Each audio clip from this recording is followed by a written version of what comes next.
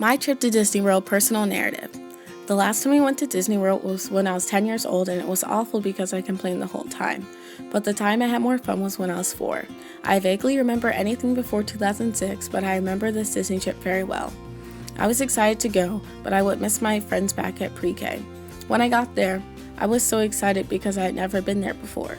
We stayed in the hotel in the Animal Kingdom because I loved animals and I wanted to be a vet like every other young girl. I enjoyed the view very much. I could see giraffes from my window. Since I am an only child, my parents, 40 at the time, my experience would not have been as fun as if I could have brought a friend or had siblings. But my parents made it fun by trying their best to keep up. While my parents tried making me have fun by going on rides into arcades, take pictures, and other fun Disney activities, I still wasn't having as much fun because I was fixed on riding a camel. My father got me on the camel, and I thought it'd be the highlight of my life. We then went into the Legoland where they had multiple amazing Lego artworks.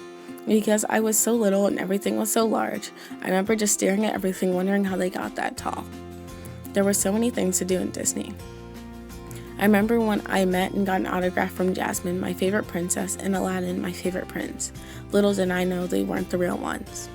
I begged my dad to let me ride animals again, so I got to ride a giraffe, elephant, and camel again. I remember still feeling sad that I did not have a sibling to play with. Luckily, my cousins lived about 30 minutes from Disney, so my mom, knowing that I got bored with my parents, called them to come and hang out with me. We then went to the Magic Kingdom. I couldn't believe that someone could live in a castle so large and grand.